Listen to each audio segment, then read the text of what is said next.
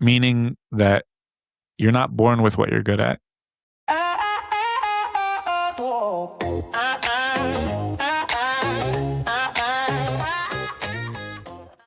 What's going on, everybody? Welcome back to another episode of Curiosity Class.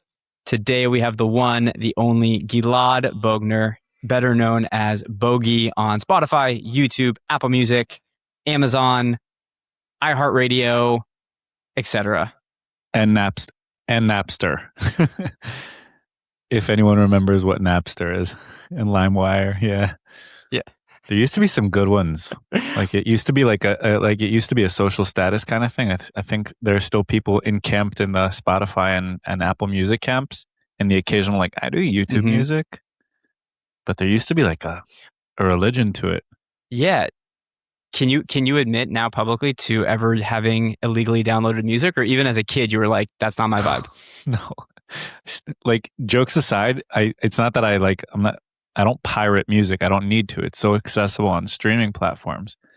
But a great example is I was in the studio not too long ago, and I was tracking a young singer for just recreational purposes. And just to get her voice warmed up, I asked what song do you like to sing? And I just literally downloaded the song into the DAW, the recording software, and I removed the vocals so that she could sing over it. And technically, it's probably not super legal. But that being said, I'm being paid. I think it's if I'm not mistaken, I think it's a third of a penny per stream. It's fine. It's fine. I don't know. I agree. It is interesting to think back in the day, you would have to, the way you had to pay $1.29 or 99 cents per song. And yeah, to your point, it's crazy. Now music is so there isn't a song that you can't hear if you want to. Yeah. But that's another thing. People who kind of shit on the streaming industry and say well, it doesn't pay musicians.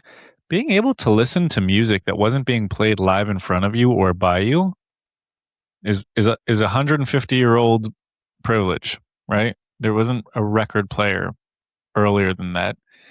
And which is why it used to be a communal event, or it used to be a cultural event to see someone playing music. And the reason you went out to do it is because you couldn't do it in your home.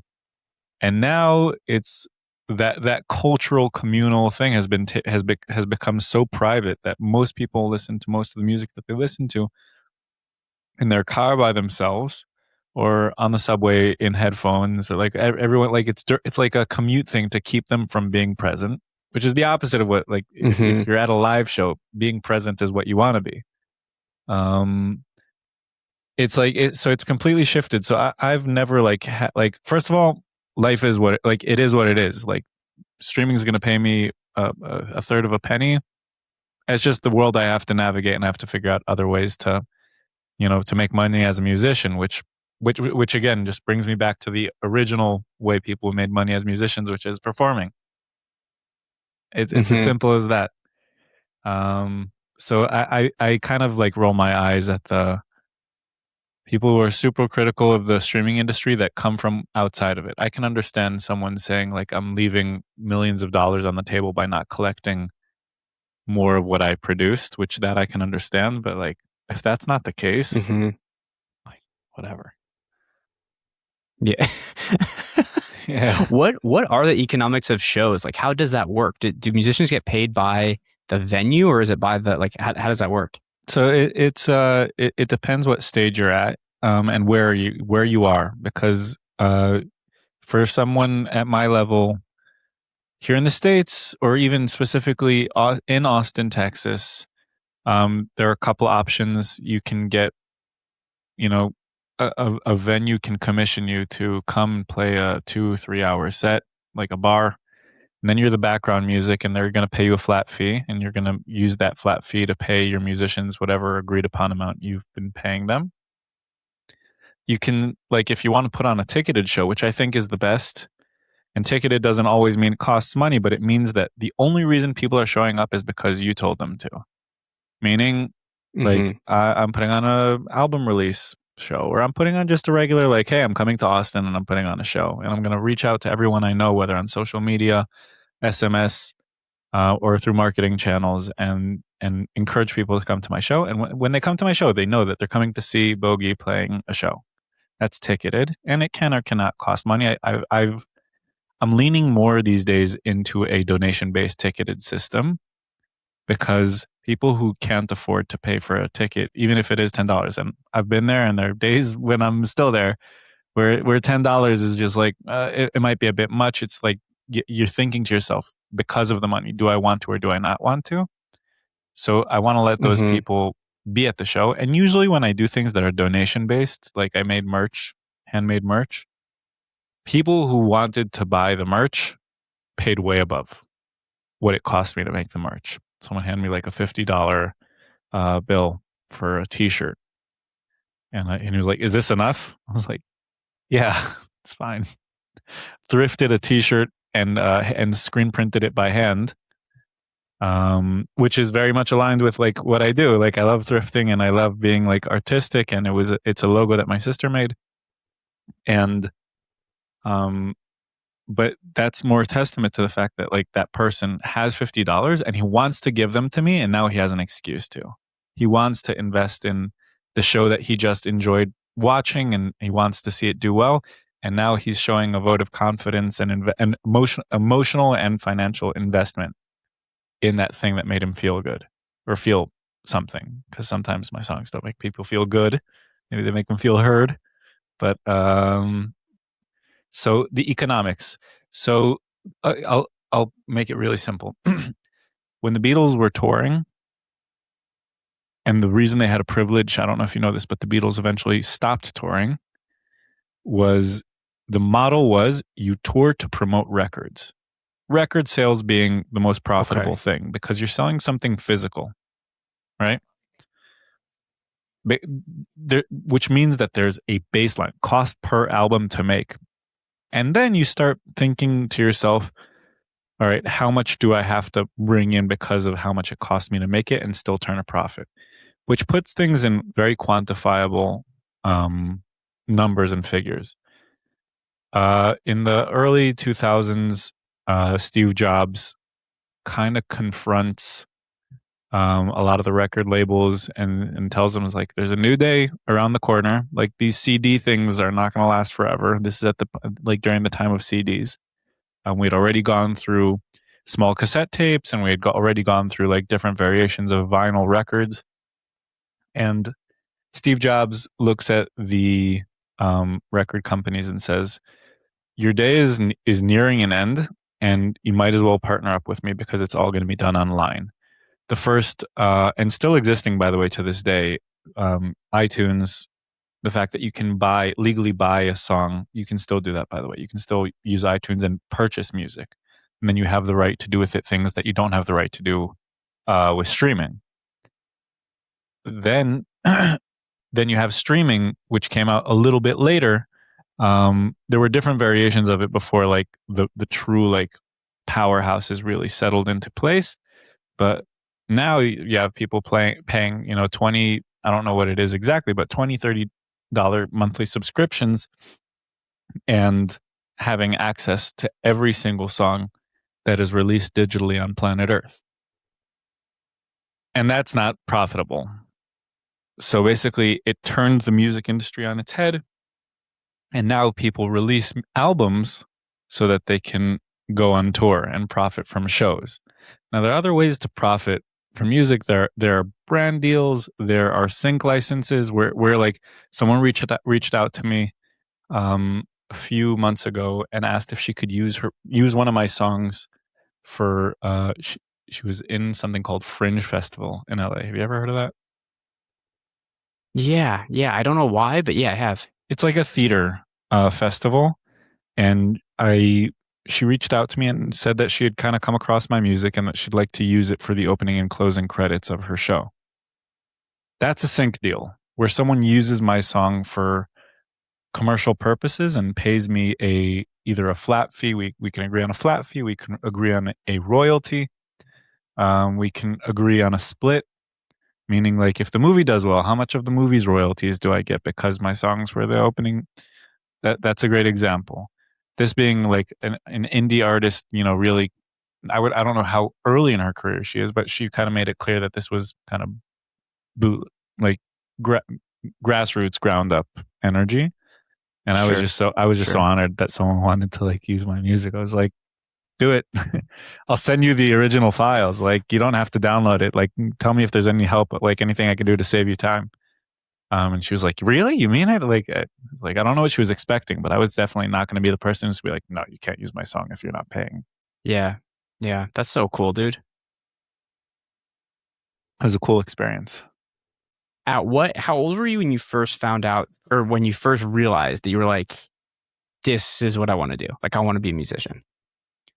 So there are a couple really like as you're asking a question, I'm not going to answer the only answer that I usually answer. I'm going to answer a couple other things that came to mind as you were asking it.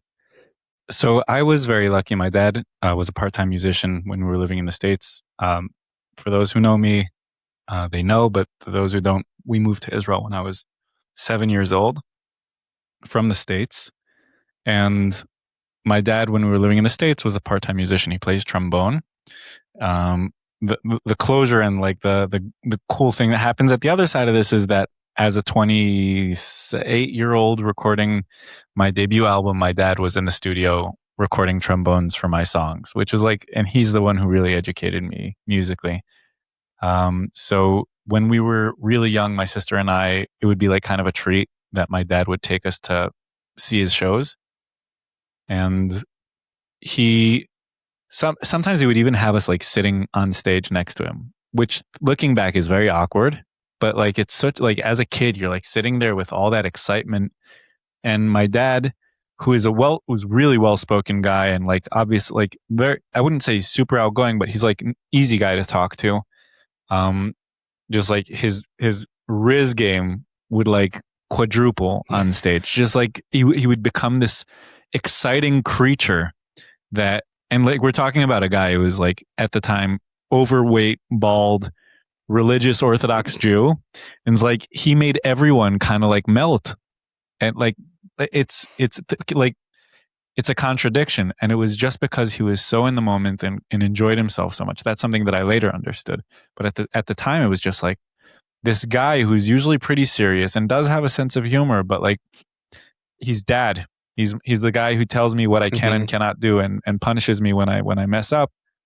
Suddenly I see this same guy with a trombone. If you know what that it has like this long thing that you like pull in and out, like using that to like poke people that are walking by the stage as they're like next, like just like this playful energy that I didn't see to that extent. And I was like, this is for me. Um, I remember him introducing me to their guitarist. And I was like, that. He's like, you want to touch my electric guitar? I was like, yeah. And like, and that was like me falling in love. By the time I was like 5 or 6, my dad had me and my sister both in piano lessons. Um, and I didn't take it seriously, but I was just good at it. Like I heard what I like. I heard well. I was really good at remembering things and mimicking what the teacher would do.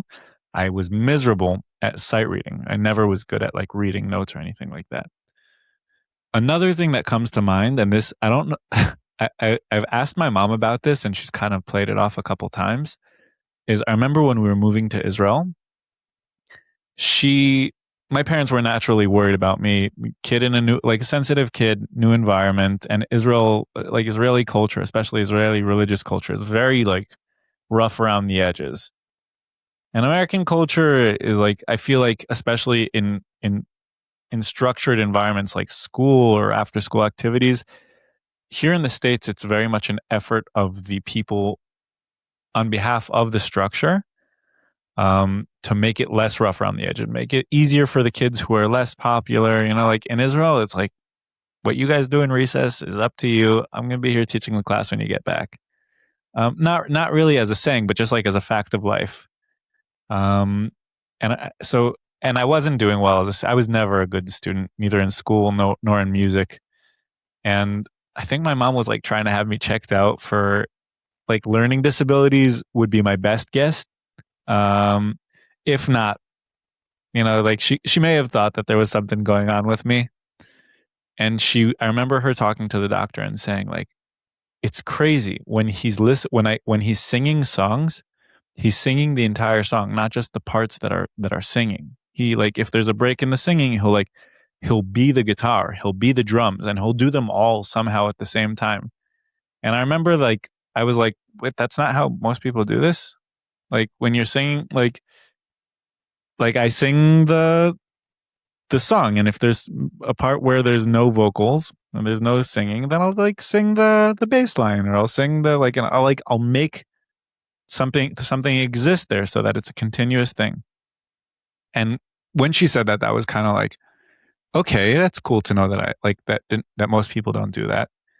Um, in Israel, there's a mandatory military draft. So after I was done with high school, I went into the army, into a combat unit, which is very much like celebrated in my neck of the woods. You know, like the modern Orthodox Israeli scene is very like pro enlistment, pro going into meaningful units so that you can have a meaningful service.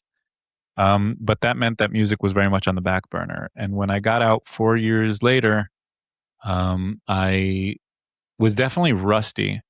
And my ex and I were traveling in South America, and she kind of convinced me. She's like, maybe you should get a guitar. You know, like we'll backpack with a guitar. Like, and I was like, cool, yeah. And I bought this like $20 guitar in Peru, this tiny little like backpacker guitar, and I fell back in love with it. And by the time we had gotten back to Israel a few months later, I was like, I had kind of made up my mind that I'm gonna sign up for Rimon, which is like one of the one of the well regarded music schools in Israel.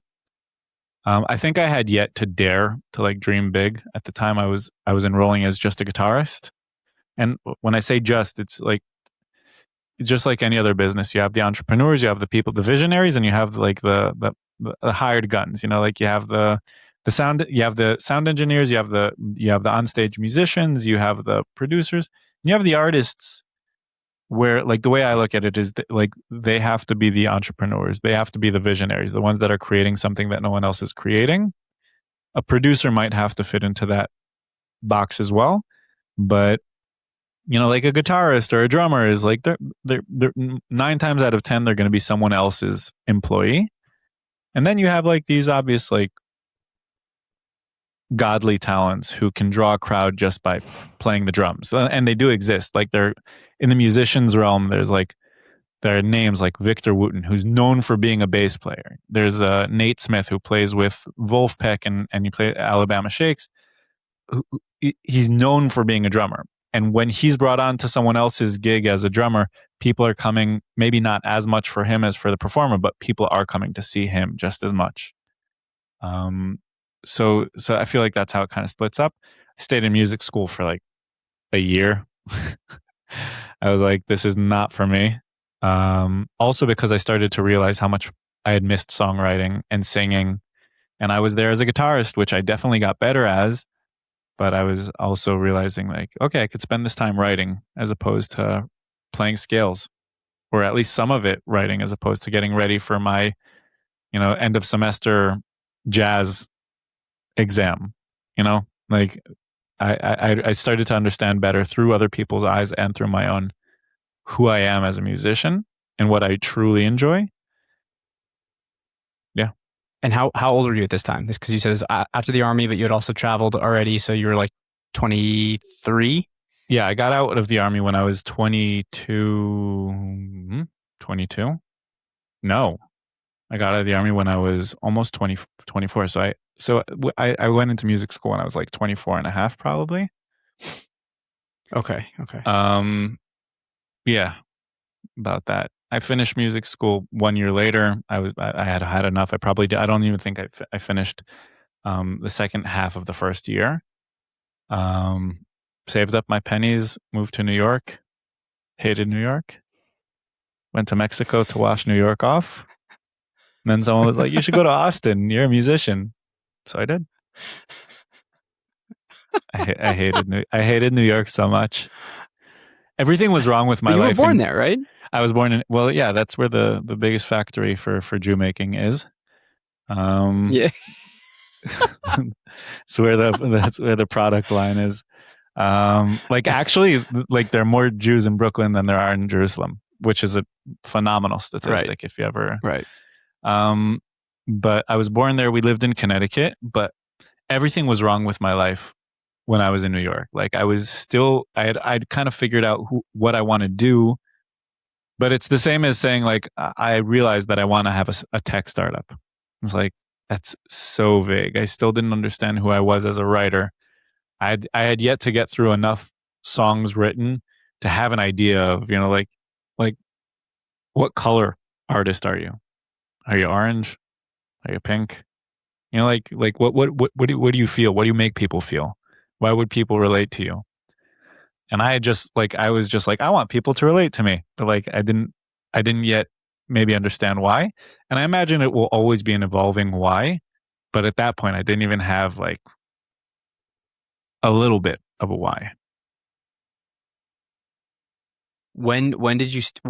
So now looking back, obviously, because again, like you said, it's probably evolving. But like, when do you think you first had a definitive why? I think the first definitive why happened here in Austin, Texas, where we were talking about like different kinds of shows. People who are like really getting started in their career, you'll find them playing a lot of like, especially in genres that are, you know, that warrant a singer songwriter with a guitar. Like I'm Mm-hmm. guessing you're not Mm-hmm. going to see a lot of trap rap artists at cafes, but a lot of people with like acoustic guitars or just keyboards will play like cafe shows or local bar shows and like just get the mileage in. Like there is a lot to be said for being comfortable on stage in front of an unfavorable audience or even an audience that didn't know you were there when they came to see you. Like they may have just been coming for their Mm-hmm. cup of beer or coffee. So that's a good experience. So I was playing a show at Mozart's here in Austin, and I finished the show, and someone came up to me and talked to me about a song. She was sobbing, first of all, and kind of just like gave me her entire life story and like the sad parts, not the good stuff, like the my dad just passed away. I feel so alone in the world. And at the beginning, I thought that my music was just kind of supposed to be a warm hug, but I also write happy songs. Like I not a lot of them, but like I also write upbeat songs. And I was like, well, what about those songs? And I feel like nowadays, and this has actually been said to me, and there have been a lot of similar occurrences since, but like I feel like the underlying tone of what people relate to my music through is feeling heard. People feel understood. Like I always joke around the fact that my some of my sadder songs, and by the way, the ones that I genuinely like singing more is it kind of allows me to get that like funk out of my system. If I'm feeling alone and I write a song about feeling alone, I can Mm-hmm. then observe being alone, and I am no longer alone because I'm standing outside of alone looking in. So I think that that's something that people come to my music for. When they do it consciously, I think that's what they're doing it for. And if they kind of bump into my music, that'll usually be what draws them in. Wow. Did you? Yeah, that's crazy. I've never. I think growing up, obviously, like I would listen to music in a more surface level way, right? Like I think like most kids or teenagers, you listen to a song and you're like, I don't know why I like it. I just like it or I don't like it, whatever. But that's the beauty. That's the beauty. For sure. Mm. But like I remember one of my best friends in high school said something once and he was like, "Yeah, I like music that makes me feel." And I was like, "What? Like what do you mean?" He's like, "Yeah, it doesn't actually have to be like it doesn't matter how it makes me feel. I just like music that makes me feel." And I've always thought about that since as like yeah, it is really interesting. I probably wouldn't have put those words together myself, but hearing it, it like really resonated with me. I was like, yeah, okay, for sure. And then you look back at the songs that you do like and you're like, yeah, they make me feel insert thing here, right? But it always is, oh, it makes me feel. Yeah, And so I thought that was pretty insightful. I'm listening for the third time to probably my most revisited book ever. Like I'm not a huge reader, so for me to be reading or listening to, I read it once and listened a couple times, but for me to be circling back to a book is a pretty big deal. 12 Rules for Life by Jordan Peterson, Okay. and he talks about um, he uses a lot of different terms, but he like uses the yin and yang symbol as a great um like he compares them to the masculine and feminine, the black serpent with the white eye being the masculine, the order, the structure, the confidence, the all these things that we associate with masculine nature or with order, and the white snake or the white serpent with black eye being the feminine. And it's not Jordan Peterson who makes that comparison. That's Taoism basically. Right, But right. he points it out, and he talks about the fact that the black eye in the white serpent and the white eye in the black serpent are in fact like between chaos and order, between masculine and feminine. Um those things are the meaning of life, and that's why music. I'm paraphrasing terribly, so don't hold me accountable for this exact quote.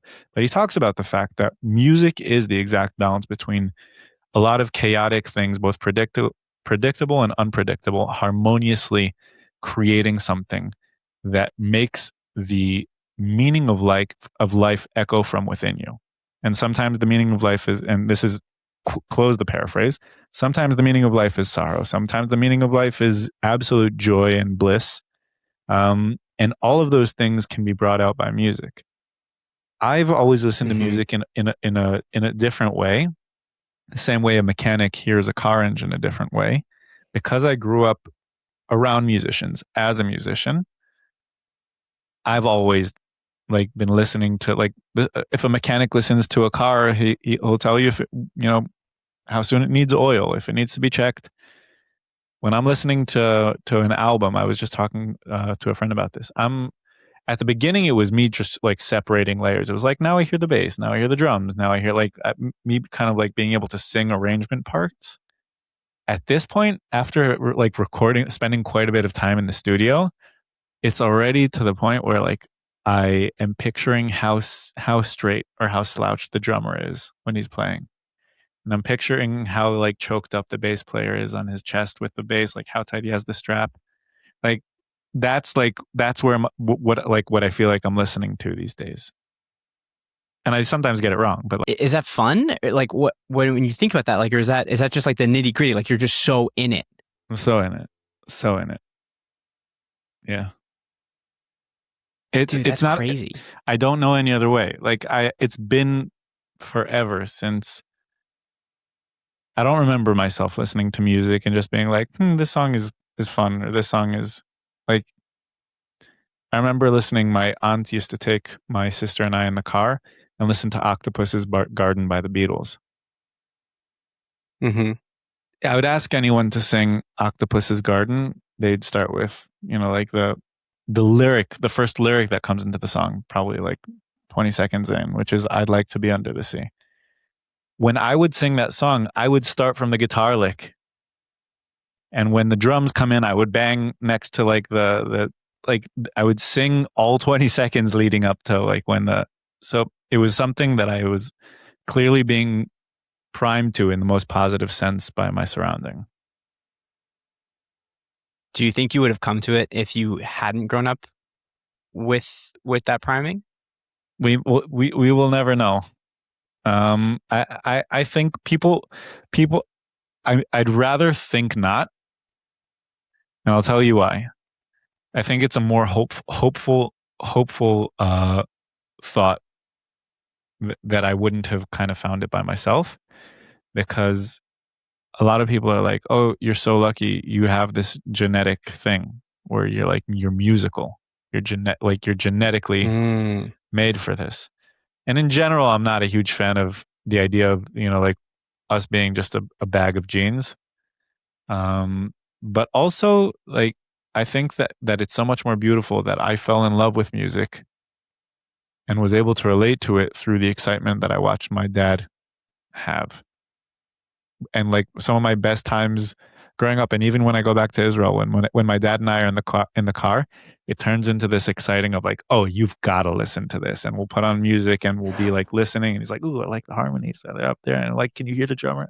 Like that's part of it, and that's so much of the enthusiasm, and I'd rather it come from there and a shared experience and a beautiful story that can be, redone over generations. Like if we knew if what I'm saying is true, then the same excitement can be applied for mathematics, and the same excitement can be applied for literature. Meaning that you're not born with what you're good at; you are only conditioned for what you're good at. Right, but I think it's interesting that you call that more hopeful because in a certain sense it is more hopeful in that you're right. You're not the cards aren't dealt when you're born, but the cards are kind of dealt throughout your childhood and your upbringing, right? Like Yes and no, but people like I got into fitness way out of my childhood. I was an active kid. I loved playing basketball. I loved playing soccer. I did a lot of sports, but the idea of the discipline and the mileage and going for runs even in rough weather and it was it was not only not part of my life, it was a foreign term. Who are those crazy people going to go sweat in their own like you're going to go pay to sweat? What are you talking about? right. And and now like I'm so thankful that I have that practice in my life. Like it's a core like it's almost a core value of mine and I only came to know it in my mid 20s. Sure, that's fair, but I think that in particular, fitness is a little bit of a unique one because it's a one of I those understand what you things that mean. you can pick up. Pardon? No, I do understand what you mean. Like it also is like one of those unique things that like we primally are like actually like built for. Like us being able to do hard things physically is like kind of what our body's made for. I can give you other examples, but yeah, like I have guitar students who started playing in their 30s and they're excellent, excellent. I don't think they're going to. I don't think any of them have the draw to like make a career out of it. Or I don't think any like. But like I see people who are not pushed to it, and I also have guitar students who are kids whose parents are not musicians and have nothing to do with music, and they're just music consumers. And like what probably the most incredible student I've ever had, I have right now. He's like 11 or 12. I envision the day is not too far out where I'm like, I don't know, I don't have much else to give you. He's that good. He's really good, and I'm not like I know I never credited myself as like this phenomenal guitarist, but like I have like 20 years of playing the guitar, so like that's like there's a lot to like just kind of share with people. This kid is phenomenal, and he's 12. Right. That's pretty cool. Yeah, Yeah, I think talent is well. Do you like because obviously that kid probably has talent, right? yeah, but I think that more than his talent, because it's not him specifically. It's his ears aren't the driver. Like his ears are the driver in the sense that he enjoys music, but he's not one of these kids who hears his mistakes. Like his mistakes still have to be pointed out to him, and he's definitely getting there because ear training is a real thing. So like you learn to hear your mistakes, you learn to hear things that are unique. It's his curiosity. Like this kid goes on 7-hour YouTube rabbit holes and finds these bands that nobody's ever heard of, and learns to play their riffs. It's very unique. So with him, I think it's specific curiosity was the way in. Yeah.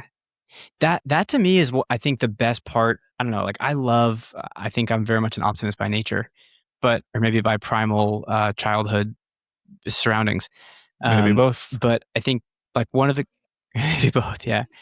I think like that's the coolest thing about living in 2026 is like you can just if you have an internet connection, you can learn anything.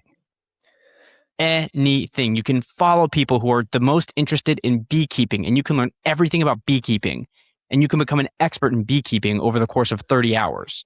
And like that just that fires me up. I don't know why, but it does.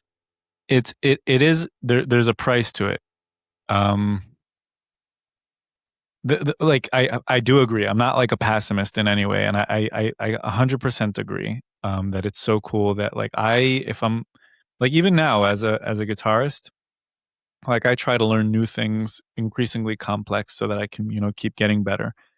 And it's sometimes really helpful to be able to just be like, what are the chords for Dream a Little Dream of Me? You know, like to just Mm-hmm. pull them up, and then to create new chord inversions for them based on what I'm seeing. That being said, it makes it all that much more like Jimi Hendrix picked up the guitar and didn't know he was playing it wrong until he was Jimi Hendrix, right? He was left-handed. His dad used to, you know, beat him over the side of the head, like true story. Beat him because like left-handed people were the devil's work. So you had to play your guitar like a right-handed person. And he never knew he was doing anything wrong. He just did what was, what felt natural to him. And there will never be another Jimi Hendrix. And I think that the more accessible Mm-hmm. immediate help is, it's like where people are kind of drawn away from navigating the unknown. It's like, okay, less and less chance that you're going to have these absolute freaks of nature, or not. You're going to have less of them. It's just like some of them may be missed. Like some of these people who may have stumbled upon their talent are now going to be asking ChatGPT what to do to excite themselves, or going to be, instead of trying to ear train themselves to learn the chords for Desperado by the Eagles and coming up with, rather than just the chords, the idea behind the song or an entirely new interpretation of the song, they're going to get a watered down ultimateguitar.com version. But I feel like it's both, right? It's Like, both. Yeah, no, it's not an either or. Yeah. No, it's for sure both. And I'm, as someone who uses the tools quite often, like I'm very grateful for them. I think that the thing to be cautious of, is like I prefer my students, like as a music teacher. Often you have these tools that you can use to in the class. Like a metronome that you'd pull up on your phone, or a guitar tuner that you can pull up on your phone, and you can pull up the chords on your phone. And more often than not, I'd rather have my students play without a metronome, without a tuner, even if it means that their phone is out of the room. Like I'm like, I think the best example for this is even like tuning your guitar. Is like now you have like a tuning app. I remember that, like, for me to tune a guitar, there was this like thing that just like it didn't show you what note you were hitting. It would only show you if you were on the right note. Meaning it's not like, oh, a little flat, a little sharp. It was like if it's an E. And if it's not an E, then you're not like, then you're like, we're not telling you what it is. Like that's what it was, just like this old like 80s tuner that was in my mom's guitar case. And she just had a guitar. And therefore, like, I learned all these unique ways, which didn't seem super unique to me, to tune the guitar. And through that, I actually gained an incredible understanding, A, of the guitar, and B, of my ears. Like I had to really learn to trust my ears and be like, is this guitar in tune? mm-hmm. And to the point where now I'll use the phone tuner to tune the guitar, then I'll turn the tuner off and ask my ears, does this sound good to me? And sometimes the answer is no, and I have to finish it off with my ears. And that's a great place to be as a musician. And the same goes for like a mechanic. If we had an app, and I'm sure we do, that you could put your phone next to an engine, and someone would run the engine and it would diagnose the engine. On one hand, yeah, that would make the mechanic's job a little bit easier. On the other hand, it would make the need for a mechanic a lot less, and it would make his expertise much less meaningful also. For sure, yes. And you could have said the same thing about cars when cars came out, right? Like, oh, but then the need for horse-drawn carriage repair people, their expertise is going to go down, right? So it's like this, but Yeah. then you have cars, which is like this whole other thing. And so I don't know. I don't want to say like naively, oh, so there's only positives. There's for sure negatives. Yeah, Um, and I'm not looking at it as a net negative or positive. That's not that, like, that wasn't me going like, yeah, but we were better off without it. Like definitely, like we were just talking about streaming, and it's like I am definitely of the, like, I see the pros, of streaming the fact that I can access so much inspiration and so much variety. You know, like it's happened to me before where I've been writing a song. I've been like, I want to change something about this. And I'll literally go on Spotify and I'll like look through and I'll be like, I'll go through an artist and I'll be like, this feels like super unrelated to the song that I'm writing. Let's see what kind of drums he's using. And then I'll just get a drum idea from his song, completely unrelated to the song. Mm. That doesn't exist without streaming. But I'm just saying the flip side of that. And by the way, I'm the last person who's going to be like, we need to limit like anything that's going to better humanity. Don't limit it. Don't limit it. Like our need for humans will always exist. I'm a firm believer in that. Yeah, totally. Like Totally. one job replaced is another two jobs, created. It might not be the exact equation, but like, people thought the assembly line would, put half a generation out of work, and it didn't. Yeah. And our needs evolve just the same way that our, you know, that our environment evolves, or the way we make our Mm-hmm. environment evolve. Mm-hmm. I once heard you say on a podcast, actually, and I don't know if I understood this correctly, but this was how I understood what you said, and I want to paraphrase it back to you and get your reaction. It was something along the lines of you're talking about like life purpose and the purpose of life, and you said Mhm. something where it was like, because I know my life's purpose, the ups and downs are much more easy to navigate. Like I'm Mhm. not as stressed, not these exact words, but I'm not as stressed on the lows because I know what I'm here to do.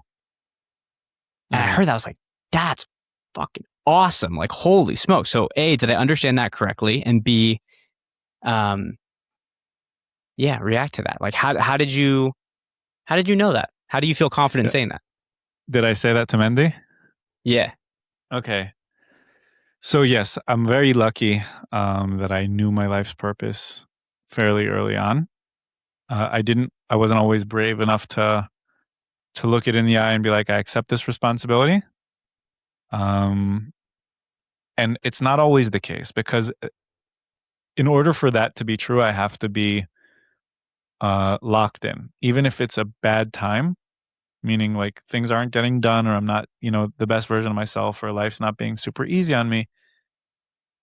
If I'm able to kind of be like, hey, we both know what the end result is going to, both meaning me and myself, we both know what the end result is going to be because this is what you're here to do.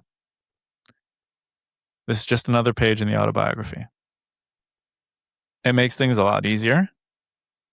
I remember, um, like having a couple moments where I was thinking to myself, not in those exact words, but in like in the sense of like, this is going to make everything that you are set out for so much more valuable.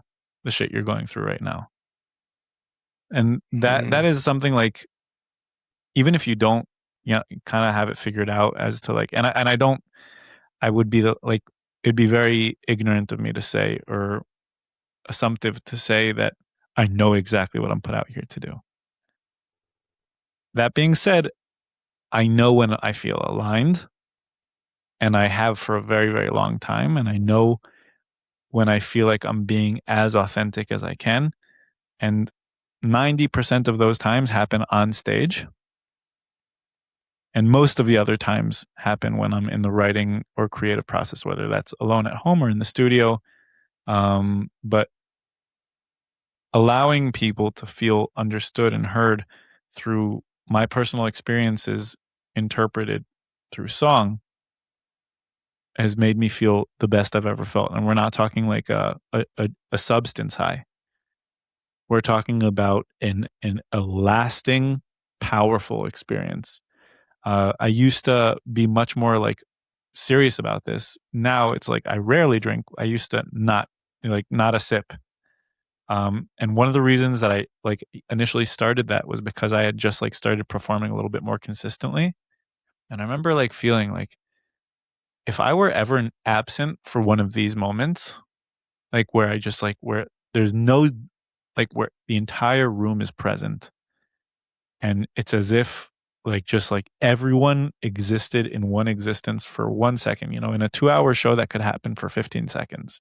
Sometimes it doesn't even happen at all. But when it does happen, it's undeniable for everybody who's in the room.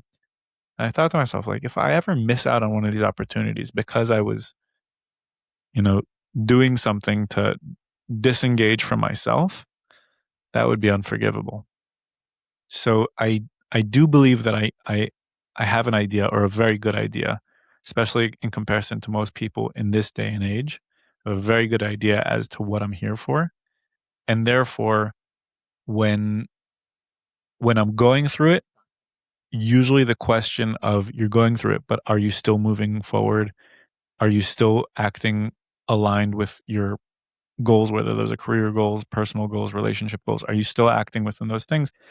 Even if the answer is no, having asked that question will usually ease a lot of the pain, because then it's easier to fix it if I'm not aligned. And more often than, like, thank God, I'm like, I get to do this. Like, I'm a musician.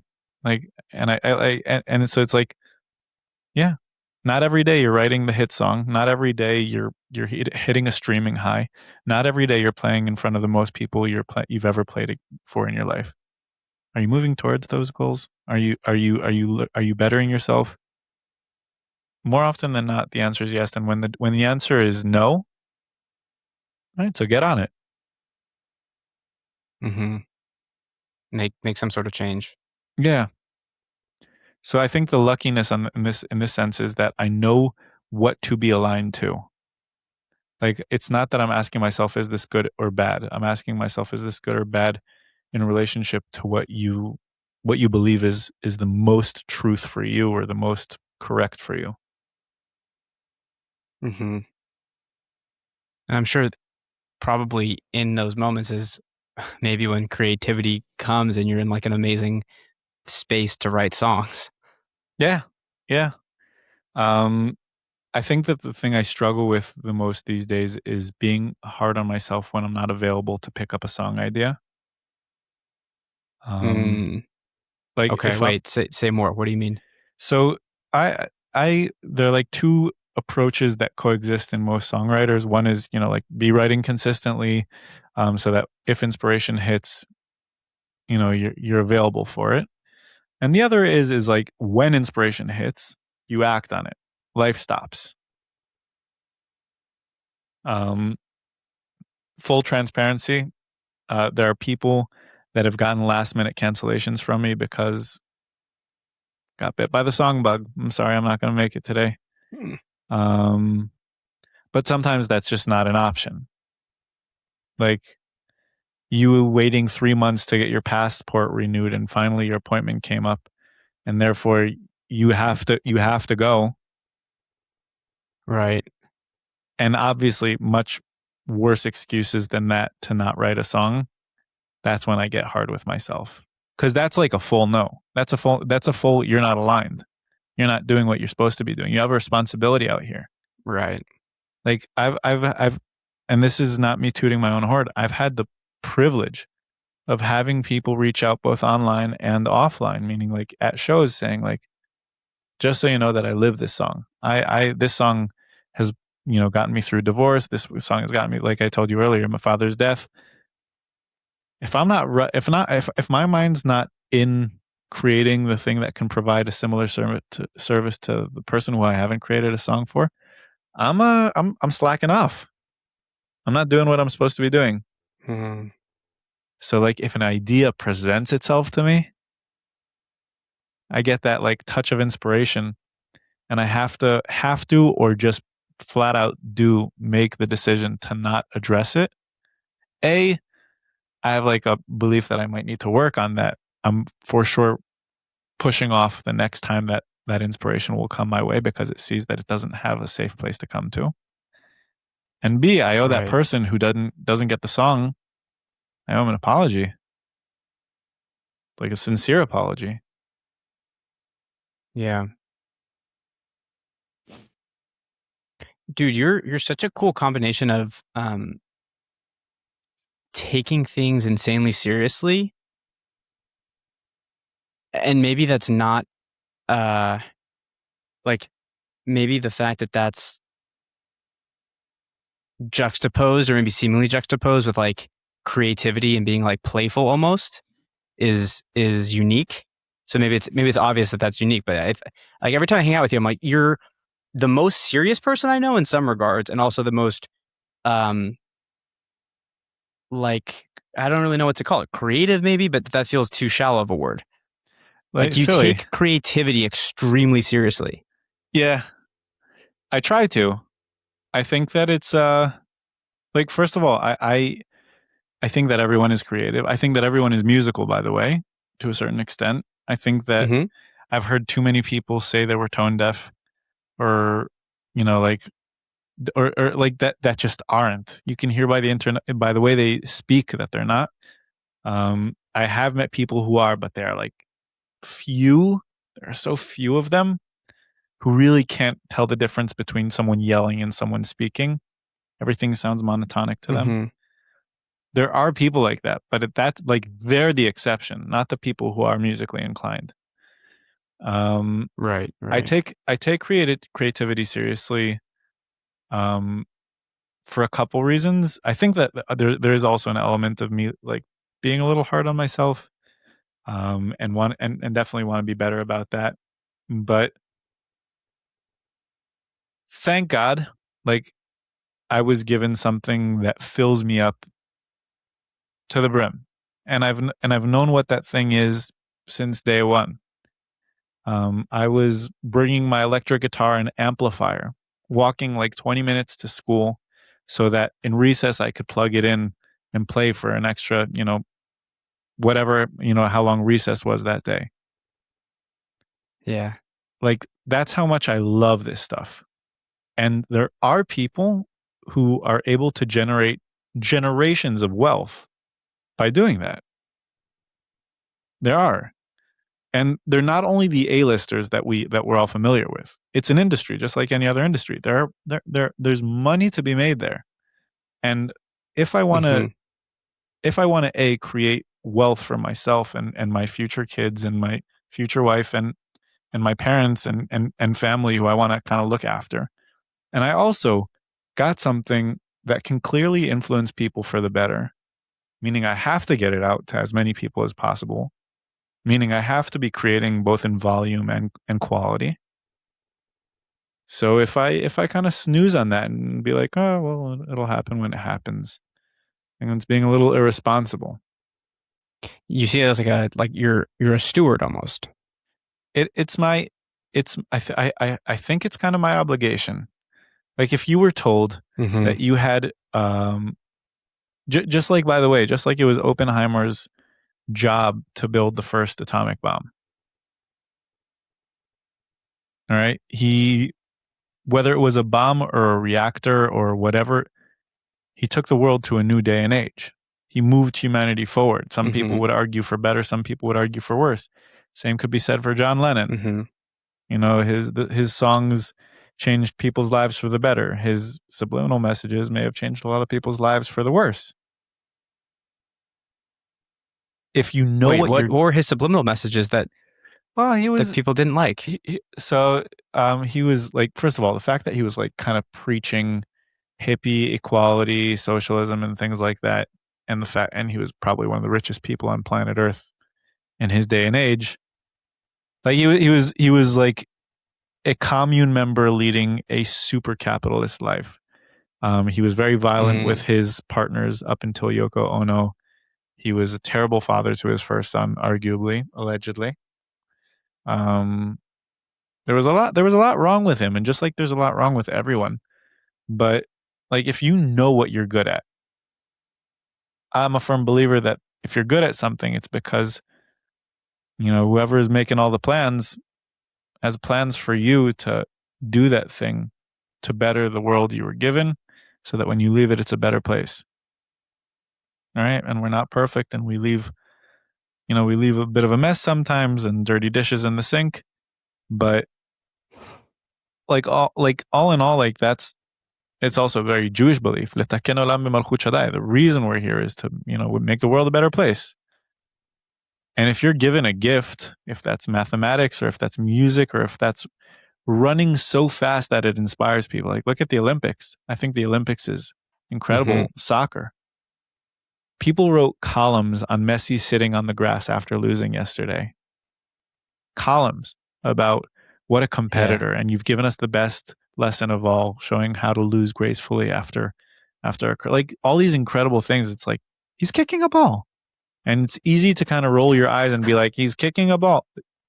He's giving people hope. Like people actually learn a lot about themselves by engaging with these insane competitors, both on the spiritual and mental and also on the physical level. Like, why does the world care if a 4 minute mile was broken? Because it matters. Because Mm, we have now pushed what we thought was humanly possible. right.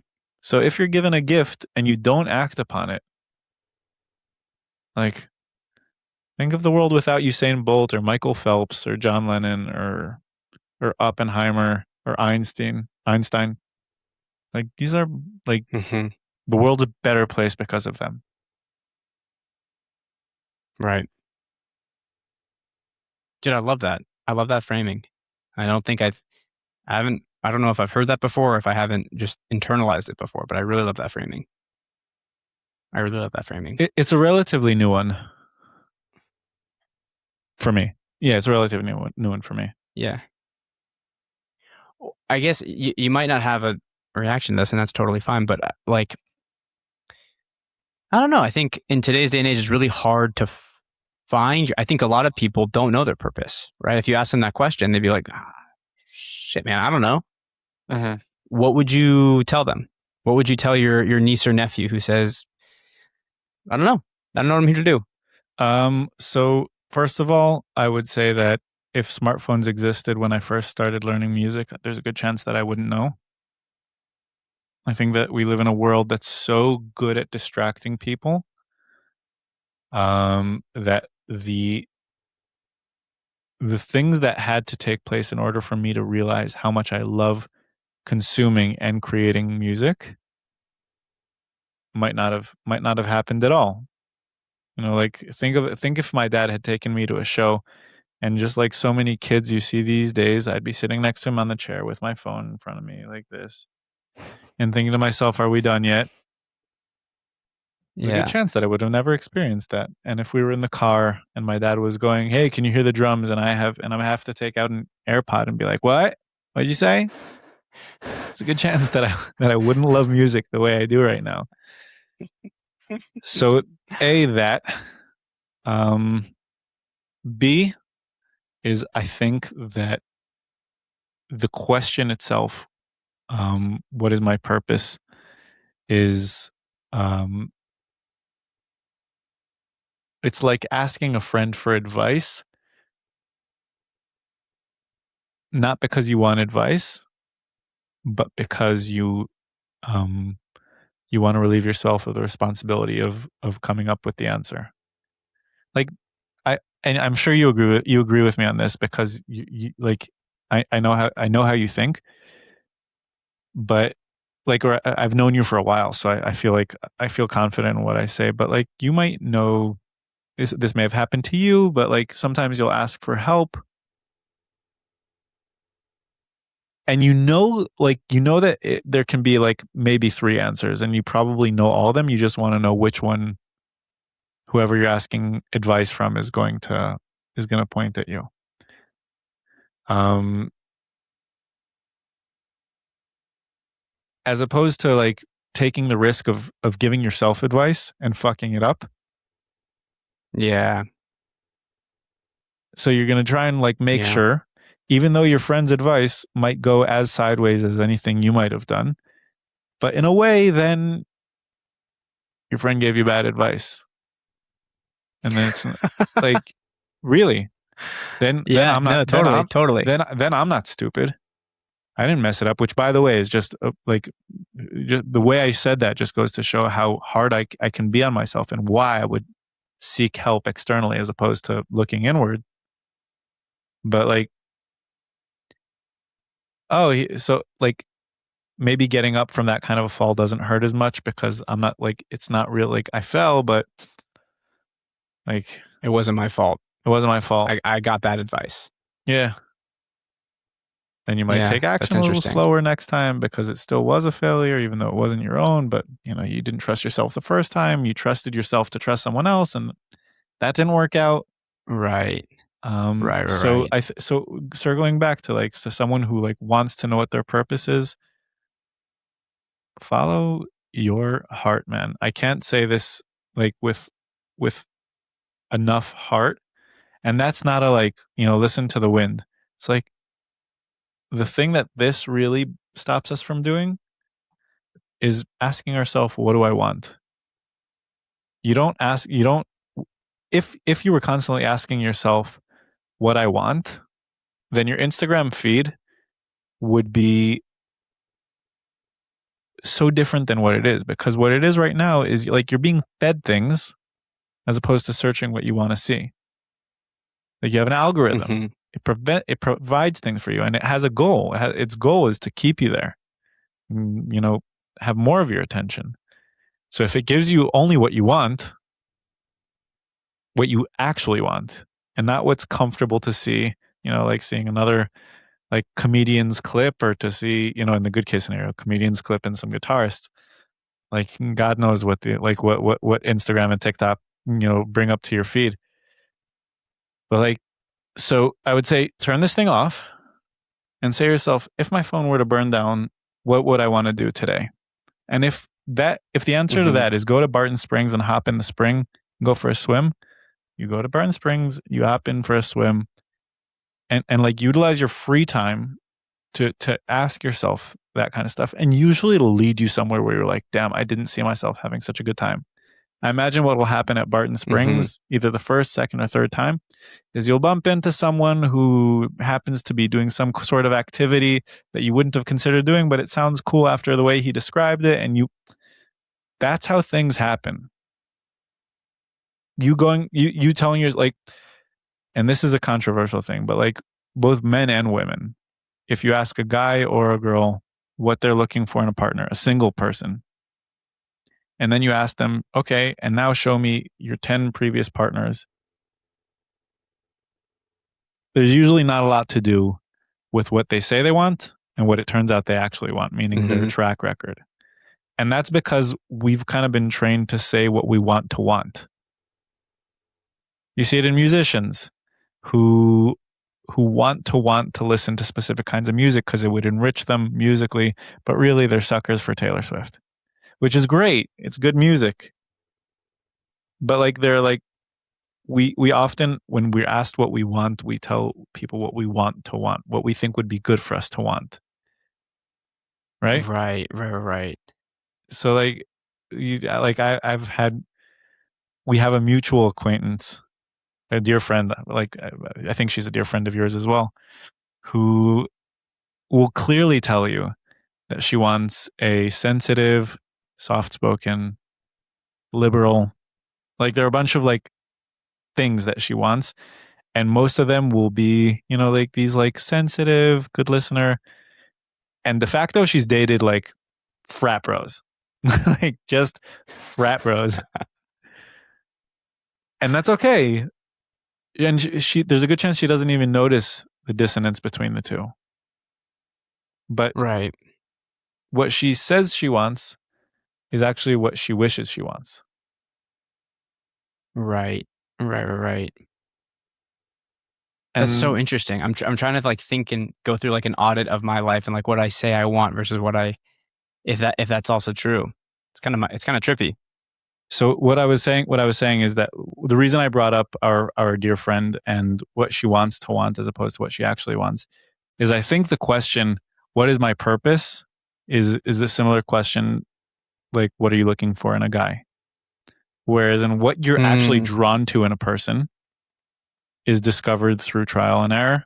There has to be an idea of premeditation and what you're looking for, but there's also just attraction.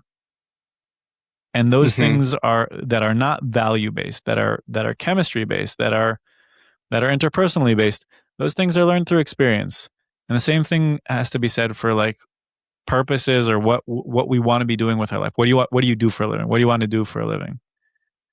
So I think that asking yourself constantly the question, what do I want to do? Is this what I want to do? Is this what I want to do?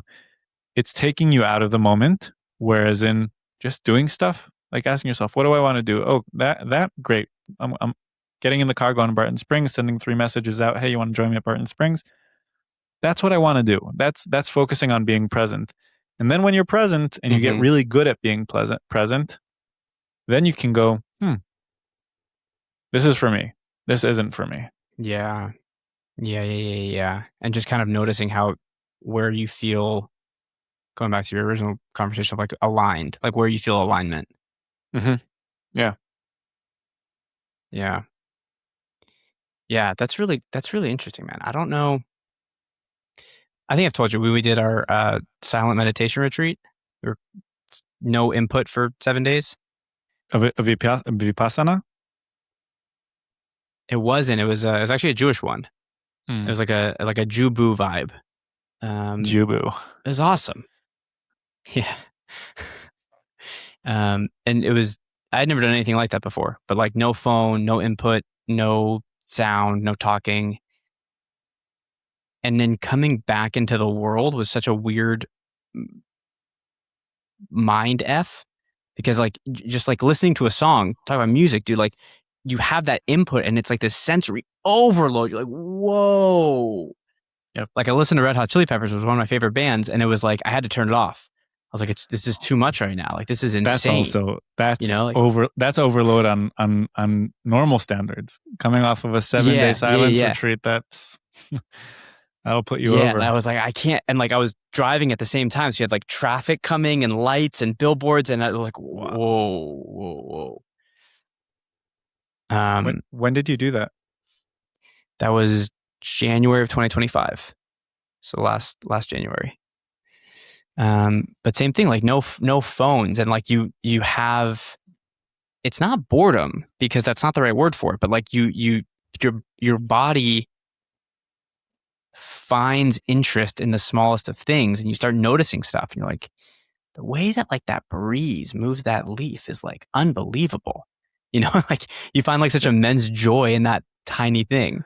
But that is boredom, and I think boredom has only recently become a bad thing, something that people Right, are right, scared right, of. But like that's you have to be bored.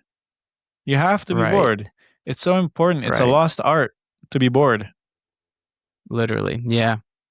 Yeah. I mean, dude, all the like the digital detox stuff, every time I see that, I laugh. So I'm like, this has actually been figured out for thousands and thousands of years. Like There's a in every there's major religion, you take a day off. Yeah. No, but not only not taking a day off. Like there's a comedian, I don't remember his name, but he's a middle-aged guy in New York, and he's hilarious. And one of his things he talks about is like everyone's talking about being present. It's like there used to be no place to be but in the present. You'd sit on a bus and Right. you'd watch the air conditioning drip onto the seat in front of you for however long the ride was going to be. That's just That's that's all there was, and we weren't born in that. Like maybe we were born at the very end of that generation where that existed. But even then, you Mm-hmm. had people with like Walkmans, like listening to CDs on their Mm-hmm. headphones on the bus.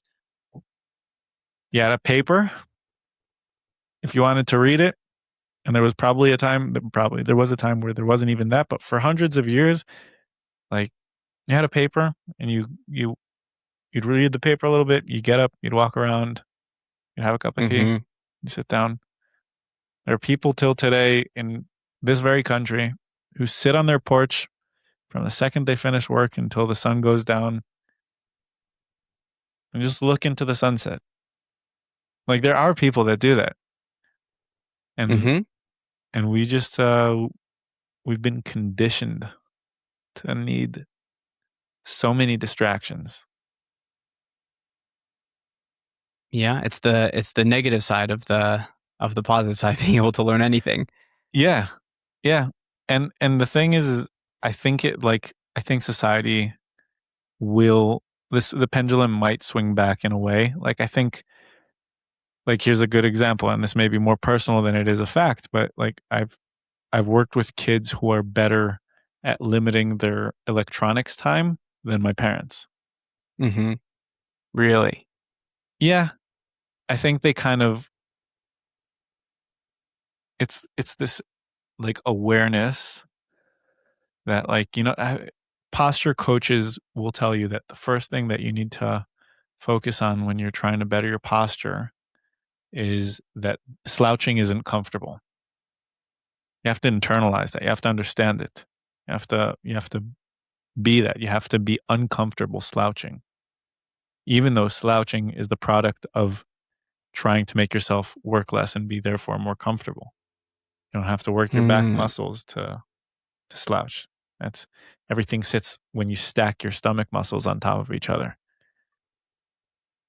So it's the same with these kids who I think they just kind of like because they were born into it and this is not something of the future. Like for our parents, this is the future. There were movies when they were Hmm. teenagers suggesting that there would be something like this and it was almost like Hmm. laughable. So for them it's like you know, this is the future. For kids it's like it's a phone. That's what I think. I think that like Dude, I don't. I think the pendulum will swing back in terms of that. That's interesting. I'm curious to see. I think of all the interactions I've had with the young, dude, we're like not that old. We're too young to be having the conversation of the younger generation. The younger That being generation. said, We're all the 30. interactions I've We're had, 30. yeah, it doesn't feel. I don't know. Of all the interactions I've had with the younger generations, every time I've had an interaction with them, I have walked away being so unbelievably impressed and just thinking like, when I was your age, like Yeah. we're gonna be fine. Like the future is awesome. Like Yeah. if you guys are the future, like we're cruising, we're chilling. This is amazing, 100%. and that's a really fun. I don't know. I get fired up. I get fired up thinking about like yeah, like college students in today's day and age. They're just so I feel like more hardworking and driven, but also like understanding their feelings and internalizing them and like being like, hey, I need to go over there and just knowing themselves so much better. I'm like, it's amazing. Agreed. It's very impressive to watch. And the reason I say the younger generation and feel comfortable saying that is because people are adulting much younger, both Mm-hmm. physically and mentally. I do believe that like I can talk about like my friend groups and the younger friend groups from where I grew up, where like kids who were 5, 6 years younger than us were doing things that we were doing at a certain age. They were doing them at a much younger age, whether that was the way they were Mm-hmm. rebelling or the way they saw fit to party and the way they were maturing. And like, Mm-hmm. there's that side of it. Yeah, I'm not like I'm with you. I'm not worried about the future. I think that when I say the younger generation, what I mean is people who don't know what it's like to not have a smartphone. You and I both remember that, Yeah. Yeah. or to not have an always accessible computer screen. Like Mm-hmm. you and I know of that time where like it was Right. either play Right. outside or plop yourself down in front of whatever's on TV, which was also like depending on the family. Like some like my parents very much tried to limit how much my sister and I were in front of screens, and did pretty well. Like I was outside quite a bit. Um, like so we remember that kids who were born after the year 2001, 2002, by the time they were in first or second grade, everyone had an iPhone. Mm-hmm. It's a different world. Totally. Totally. So what's next for you, Bogey? What are you working on? Bulgy.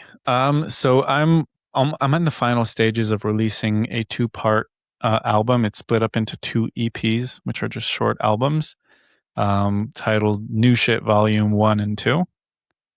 Um, shit spelled SH exclamation point T. Um, Okay.